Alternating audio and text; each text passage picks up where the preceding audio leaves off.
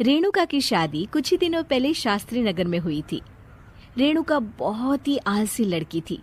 वो दिन भर बेड पर सोती रहती या फिर मैगजीन पढ़ती रहती और घर के काम भी धीरे धीरे ही करती।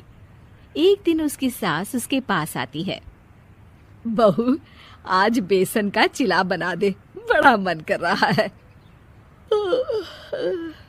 हाँ मम्मी जी, बनाती हूँ थोड़ी देर में। थोड़ी देर में? अरे थोड़ी देर में तो रात के खाने का वक्त हो जाएगा बहू। अच्छा मम्मी जी, तो फिर आप रात का खाना ही खा लीजिएगा ना। हे भगवान, कैसी आलसी बहू मिली है मुझे, हर काम को बस टालती ही रहती है। रेणुका दिन भर बस आलस पना ही करती रहती। एक बार रात के खाने पर सब बैठे हैं तो रेणुका का पति कहता है, अरे ये क्या, आज फिर से करेला? रेणुका, हफ्ते में तीसरी बार ऐसा हुआ है कि करेला बन रहा है। कुछ भी बना लिया करो। अरे इतनी सारी सब्जी मिलती है मार्केट में। हाँ, पर अब कौन मार्केट जाए और सब्जी लेकर आए, इसीलिए जो था घर पर वही बना दिया। बहू, फ्रिज खोल कर देखती तो पता चलता कि सारी सब्जियां रखी होती है, पर तुम्हारा आलसपन खत्म हो तो तुम्हारी नजर जाए ना।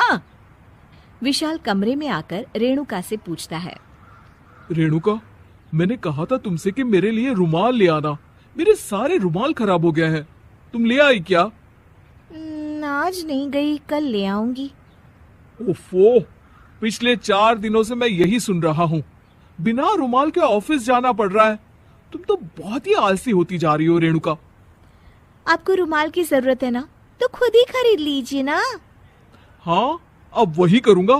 तुम्हारे भरोसे बैठा रहा तो कुछ नहीं होगा।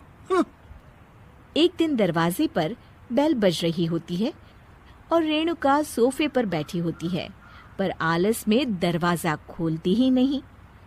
अरे बहू, कितनी देर से बेल बज रही है? क्या कानों में रुई डालकर बैठी हो जो सुनाई नहीं दे रही बेल? मम्मी जी, अब आप आ ही गई हैं तो आप ही खोल दीजिए ना दरवाजा। क्यों मुझे ताना मारकर और देर कर रही हैं?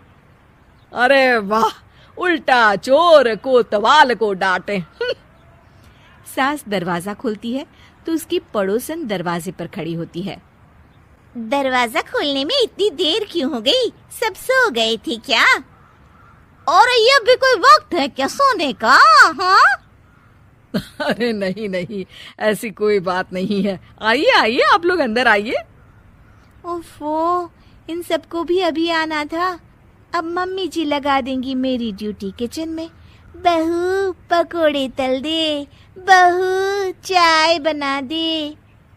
अरे बहू, सो गई क्या? कब से आवाज दे रही हूँ, जा चाय बना कर लिया। हाँ मम्मी जी, अभी जाती हूँ थोड़ी देर में। सास रेणुका को आंख दिखाती है।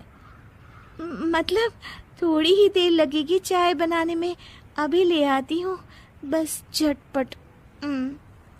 रेणुका रसोई में जाती है और इसी आलसीपन में वो चीनी की जगह नमक डाल देती है। जैसे ही सब चाय का घूंट भरते हैं, चाय थूक देते हैं। थू थू थू थू, ये कैसी चाय बनाई है तूने रेणुका? इसमें तो सारा नमक भरा है। हाँ, और ये पकोड़े, इसमें इतनी मिर्च है कि मेरी तो हालत ही खराब हो गई खाकर। और रेणु जी, आपकी खातिरदारी में पहले तो कभी कोई कमी नहीं रहती थी, पर जब से आपकी ये बहू आई है ना, मामला कुछ गड़बड़ा सा गया है। हाँ हाँ, जहाँ आप इतनी एक्टिव हैं, वहीं आपकी बहू एकदम आलसी, एकदम राम मिलाई जोड़ी लगती है।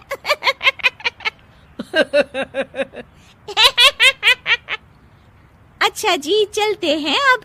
नमक वाली चाय पिलाने के लिए बहुत बहुत शुक्रिया। सब वहां से चले जाते हैं। अरे तूने तो मेरी नाक ही कटा दी बहू। वे लोग क्या सोच रहे होंगे मेरे बारे में? मम्मी जी, मैंने तो शक्कर ही डाली थी, पता नहीं नमक कैसे बन गई शक्कर। शक्कर नमक नहीं बना बहू रानी, तुम्हारा ये जो आलसपना है ना, ये उसी का नतीजा है। सॉरी मम्मी जी, अब मैं ये आलसपन छोड़कर सारे काम अच्छे से मन लगाकर करूंगी।